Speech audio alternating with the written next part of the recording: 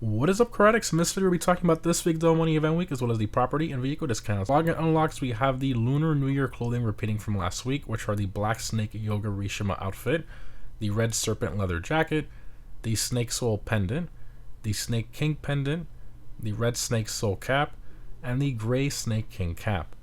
Also continuing from last week, if you play any of the new Lunar New Year stun races this week, you'll unlock the Lunar New Year livery for the penumbra FF. Remember, at this livery, it takes approximately 72 hours after you unlock it for the livery to be applied to your account for this car. However, we still don't have any new drip feed cars this week, which is a real shame. It's been 3 weeks since the last one was added, which was the Firebolt ASP, so we still have 2 drip feed cars and 3 aircraft left for a drip feed of this DLC. Now, next week just so happens to be when the GTA Plus benefits change, so I think that's when Rockstar is going to add the next drip feed car and make it the next free GTA Plus vehicle. Anyways, the current prize right for this week is the Combat SR, and to clarify, this one used to be a remove website car, but it was added back to the website with the Agent Sabotage DLC. Anyways, primarily based on the 997 Porsche 911 GT2 RS, and has normal price of about 1.1 million. To get it for free this week, you have to get top 5 in an LS Carmate Series race for 4 days in a row. In regards to performance, it's in the sports class and is a top 15 performing vehicle in the class not factoring in HSW. It's super fun to drive with its speed and handling, however the customization is pretty average, but it's most definitely a great car that I highly recommend trying to acquire this week. Continuing to the test ride vehicles, we have the Hakachu, the Riata, and the 811, and all 3 of these are move website vehicles. And for current gen console users, we have the Euros X32 as the HSW test ride vehicle for this week. Continuing to the casino podium vehicle, we have the Baller STD. It's primarily based on the 5th gen Range Rover. It has normal price of about 1.7 million, so a very pricey vehicle. Now, in regards to performance, in the SUVs class, it is the second fastest non-HSW SUV in the class for track performance, which is very impressive. It has great handling and acceleration, although its top speed is a bit low compared to some of the top SUVs. It also has pretty great customization as well.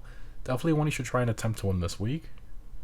In terms of the dealership cars this week, in luxury autos, we have the Niobe and the Vigeros DX convertible featuring black stock wheels. Continuing to Simeons, we have the amazing GP1, the Voltic, the Cognoscenti Cabrio, the Massacre race car, and the Jester race car, and all these are move website vehicles. Continuing to discounts, starting off with the property discounts, we have 30% off the auto shops, as well as the upgrade/renovations for them this week. Continuing to the vehicle discounts, starting off with the test ride, we have 30% off the 8011, which again is our move website car. This one's in a supercar class and is one of the slowest cars in that class for track performance due to its poor handling. It basically handles like a muscle car, but worse. It's pretty bad. However, it does have an incredible top speed of about 130 miles an hour, making it the 4th fastest non-HSW supercar in the class for top speed. I'd say it's worth owning just to have in your collection, especially since they're a move website car, but again, it's pretty terrible to drive. Moving on to Simeons, we have 30% off the GP1, again a move website vehicle. This was in the supercar class and is roughly around the same track performance as the 8011. It handles more like a sports car than an actual supercar, which is a real shame, and its top speed is pretty average despite it being based on the iconic McLaren F1. However, its customization and detail is amazing, both inside and out. I highly recommend it for that alone. Next up in Simeons, we have 30% off the Jester race car. This was in a sports class and is a top 20 performing car in the class not counting HSW. It's very quick, super easy to drive, and has a very loud exhaust when compared to most of the sports cars in game. It handles and accelerates a lot better than the standard Jester, although remember that delivery on this one is forced. Moving on to the Legendary Motorsport website, we have 30% off the Tailgater S. This was in the sedans class and is a top 5 performing vehicle in that class. It's mainly held back due to its low top speed compared to some of the other top sedans, but it's not too terrible and offers some great customization as well, although you're still better off getting a Shafter V12 for only about 100,000, which is one of the fastest for that class. Moving on to the Somerset Andreas website, we have 30% off the Hot Ring Everon. So this one's of a sports class and is one of the slower vehicles in that class. However, it does have the highest top speed of the 3 Hot Ring cars, so something that might be worth purchasing if you plan on doing Hot Ring races.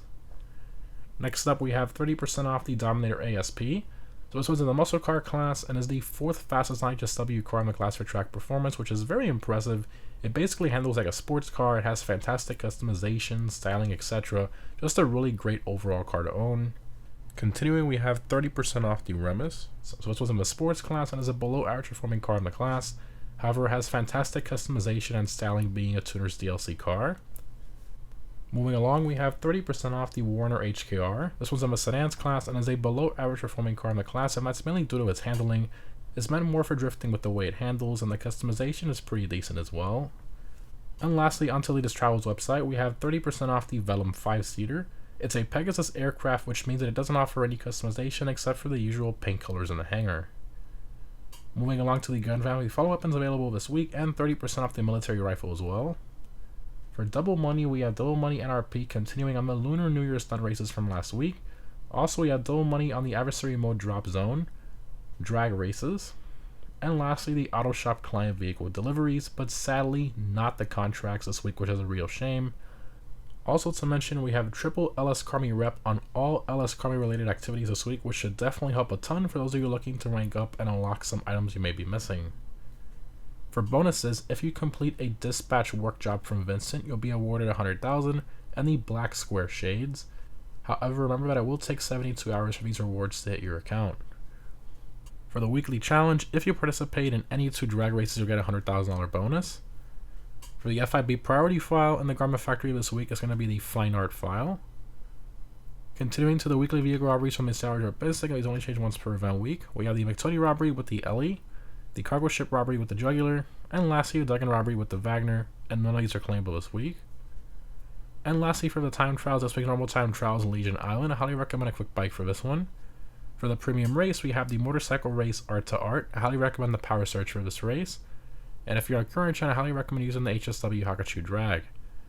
And lastly, for current gen console users, the HSW Time Trials North Chumash. As always, the HSW Hakachu Drag were the best one for these. In terms of my vehicle discount pick of the week, I'm going to have to go with the GP1. It's a remove website car. It has great customization, styling, and detail. It's an absolute steal at this price, even with its below average performance.